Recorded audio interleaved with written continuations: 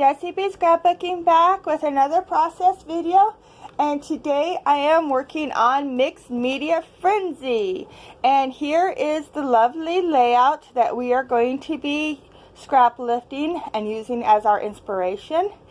Everybody that is playing along will be listed down below. This is a hop for our Facebook group, Mixed Media Frenzy Facebook group.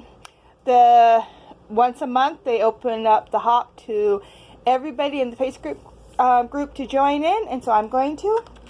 Here's the colors I am going to be using, the paints I'm going to be using. We'll see how these work, and I don't have pictures picked out yet because I think I'm going to print them out in black and white, so you'll see those when they come. Alright, let's get going. Alright, so I have to make a confession. This is the first layout background that I did. It is not the one I'm actually going to use, but I have it all filmed. It looks great, and it doesn't change very much. It was just after I got done filming this, I started to put some stamping on the other one, and I messed up really bad. So I just threw it away and made a new one. So same exact technique. It looks the same. It's just not quite identical. So the first thing I do is I'm adding white or sorry. I am adding watercolor to my stamping block, and then I just stamp it down. This is probably the longest stamping block I have, and I'm just stamp it down, and I'm going in rainbow color. And then if it's not quite dark enough, or I want it to look a little bit more drippy, I use my paintbrush and I come in with some paints and make it a little longer. These colors, this paints that I'm using, I just picked them up at the Dollar Tree, so they're very cheap paint, but they actually are pretty vibrant. I was pretty pleased with them. And both times I used them today, they were perfect. I mean, they didn't like run out or anything. I still have more, so I thought that was pretty good. So here's the gist of the layout, the background. I'm not even going to add splatters. I was going to, but the way that my stamping block worked, it already put splatters on there. But as you can see, it has changed a little bit, has a little bit more drips on it, and but it's still in the same what do you call it, pattern and everything. So these are the pictures I'm going to be using. These are my niece and my nephew, and I just printed them out in black and white, just like the inspiration piece. And then the gray flower down there at the bottom, I have two of those in two different shapes, and I had cut them out on my Cricut a while back, and so I didn't want to dig out the Cricut and cut out, a couple more black flowers. So I just traced one of the flower shapes onto a black with my white gel pen, and made those flowers and cut them out. So now I am adding some messy layers behind my picture, and I'm only using the black and white paper out of my black and white scraps.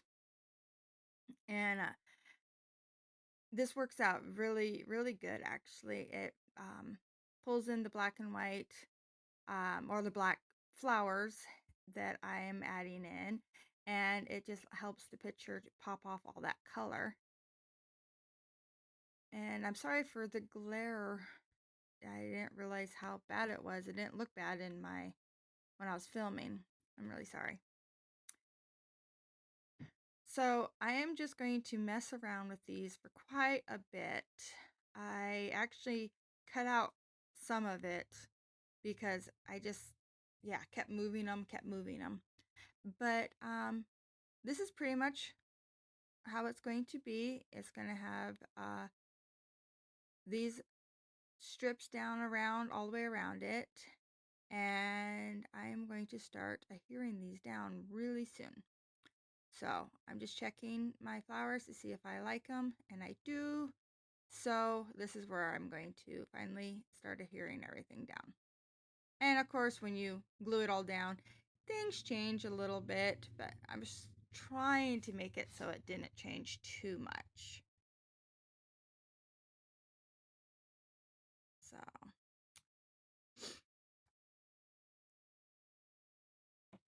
there we go.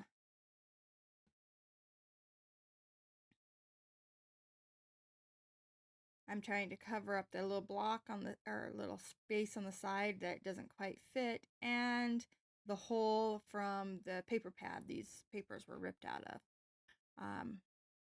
They were I think it's a 8 by 5 by 8 paper pad, or maybe a 6 by 8 paper pad that I had, and I can't remember which one it came from, but these are just the scraps that I had left. So I picked the paper pad up at Tuesday morning. So now I am taking my gel pen and I'm just doing little white dots all the way around the petals of the flowers. Just like in the inspiration piece, it looks like that they are uh, stitched, or, white lines traced around the outside. So that's what I'm doing. I'm doing little dots instead of the dashes.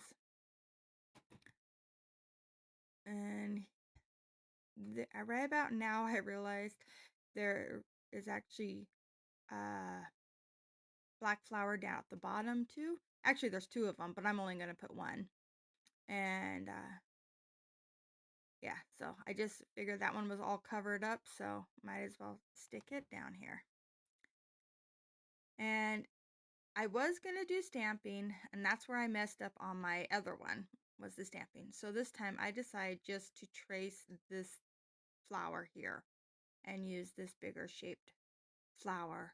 And it looks like a stamp without having to actually get out my stamps.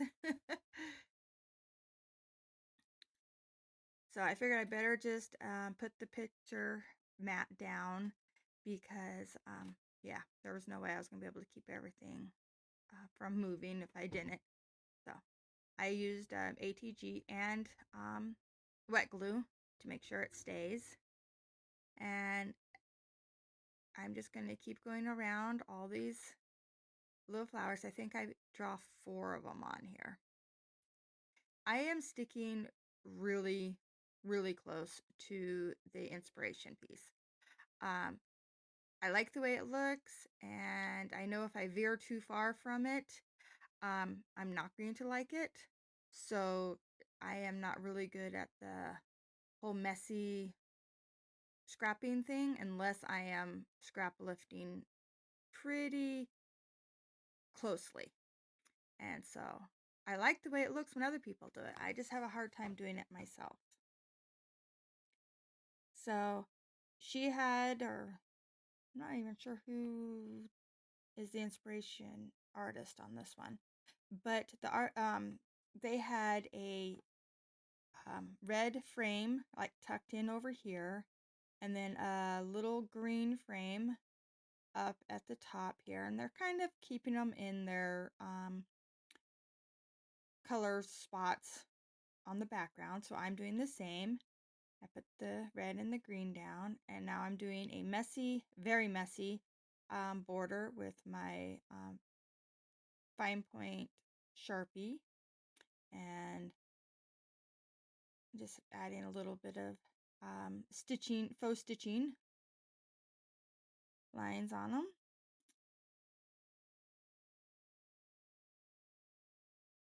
So I grabbed my Tim Holtz word stickers, or phrase stickers, and I'm just going to grab out a couple that I think fit this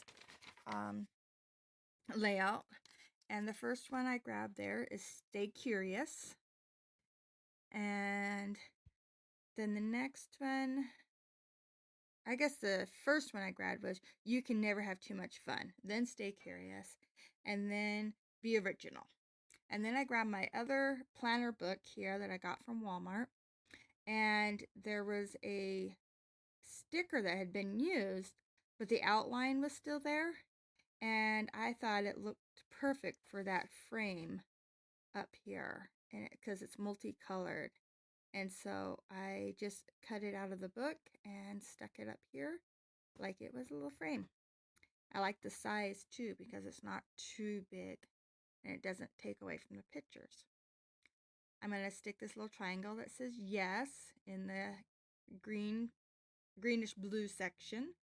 And now I'm just going to flip through and find a title. I think that's the only other thing I add. Oh, and some word stickers. I do add some more word stickers on here.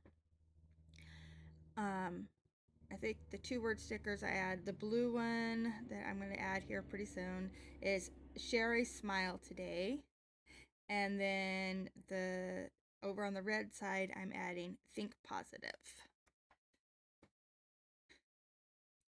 There we go. And then I'm going to look for a title. And there was, in the inspiration piece, the title is multicolored and it's really cute where it is.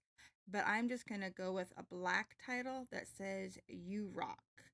And I think that these 2 kids totally rock, so I think this is appropriate. These pictures are of when we took the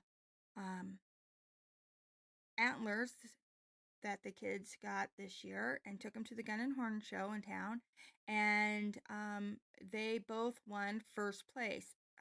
Jasmine won hers for youth girl, white-tailed deer, and Brian won his for youth boy for both elk and white-tailed deer. So here are the close-ups. Thank you so much for watching, and I hope you liked this video. If you did, please give me a thumbs up. If you want to see more, please subscribe. Bye.